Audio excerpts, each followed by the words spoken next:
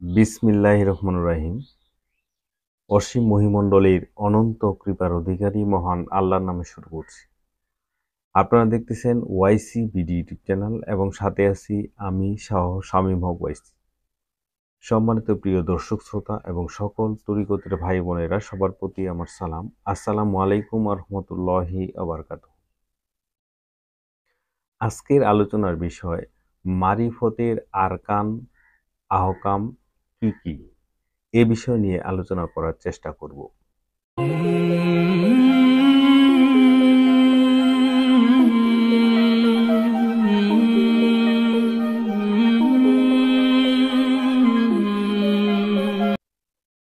এক ভাই কমেন্ট করেছেন যে দরুদি মারিফতের আরকান আহকাম আছে নাকি, যদি থেকে থাকে তাহলে এ বিষয় নিয়ে একটি ভিডিও তৈরি করবেন। তাই তিনার সেই কমেন্টের উপর ডিপেন্ড করে আজকের এই ভিডিওটি। হ্যাঁ, মারিফতের আরকান আছে, আহকামও আছে। আসুন আমরা জেনে নেই মারিফতের আরকান আহকাম কি কি। প্রথমে আসেন মারিফতের আরকান। মারিফতের আরকানের মধ্যে প্রথম আরকান হলো কোরআন পড়া। ১ নম্বর আরকান হলো আল্লাহর কোরআন পড়া। শরীয়তে যেমন আল্লাহর কোরআন পড়েন, ঠিক তদ্রূপভাবে মারিফতে নাতেক কোরআন, ব্যঙ্গময় কোরআন, যে কোরআন কথা বলে, দেহ কোরআন, দেল কোরআন, এই কোরআনটা পড়তে হবে। ১ নম্বর আরকান। দ্বিতীয় নম্বর আরকান হলো নবীর কি খেস করবা আহলে বায়েত, নবীর কুরবারের সাথে মহব্বত রাখা। ২ নম্বর আরকান হলো নবীর কুরবারের সাথে মহব্বত রাখা। নবীর কুরবার কে কে? আলী, ফাতেমা, ইমাম হাসান, ইমাম হুসেন। এই হলো ২টা আরকান। এবারে ৩ নম্বর আরকান হলো নিজেকে চিনা, মানে আপনাকেই চিনতে হবে, আপনাকে।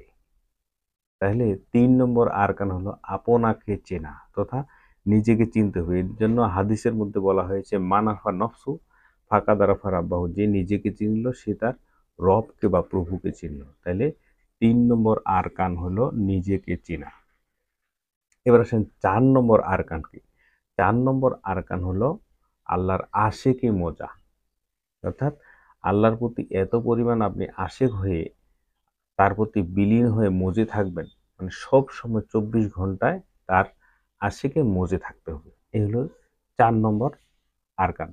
৫ নম্বর আরকান হলো অজুদ ভান্ডারকে বিচার বিশ্লেষণ করা, অর্থাৎ এই দেহটি বা এই অজুদটি আমার যে একটা ভাণ্ড, কারণ কোরআনের মধ্যে বলা হয়েছে যাহা আছে বিশ্ব ব্রহ্মাণ্ডে তাহা কিছু আছে মানব ভাণ্ডে, সূরা জারিয়াত।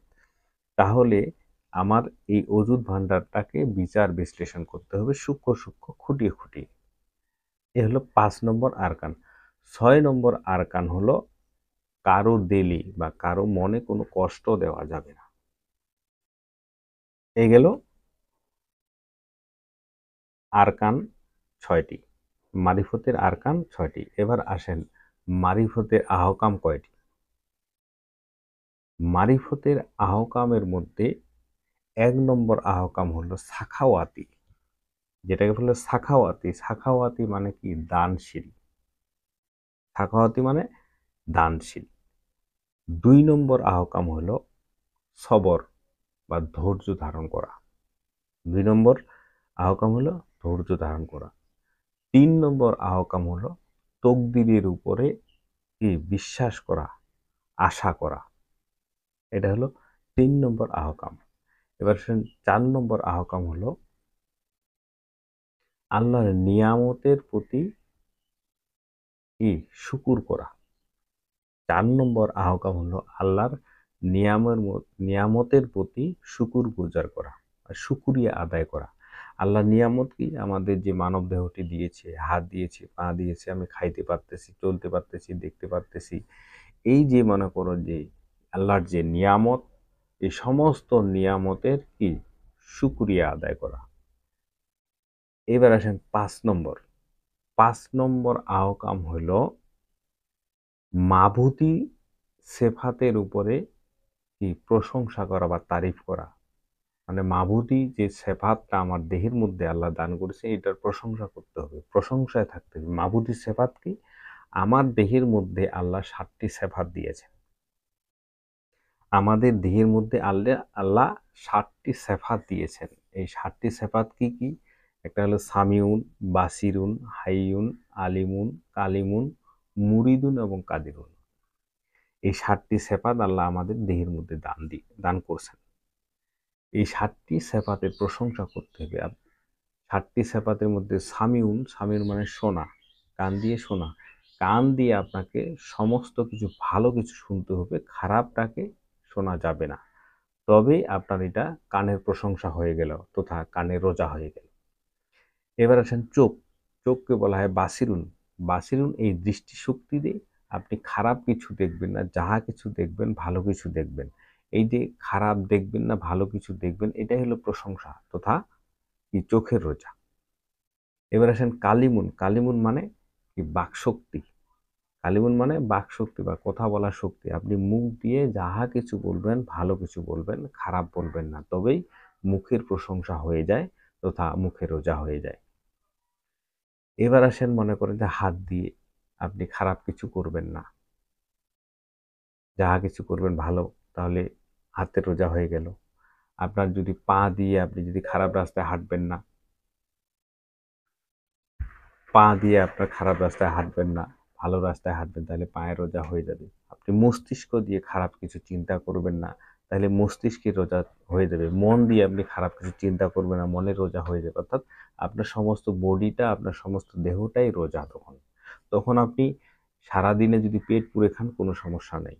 আর আপনি সারাদিনে না খেয়ে আছেন, চোখ দিয়ে খারাপ কিছু দেখতেছেন, চোখের রোজা নাই। মুখ দিয়ে খারাপ কিছু বলতেছেন, মুখের রোজা নাই। কান দিয়ে খারাপ কিছু শুনতেছেন, কানের রোজা নাই। মস্তিষ্ক দিয়ে খারাপ কিছু চিন্তা করতেছেন, মস্তিষ্কের রোজা নাই।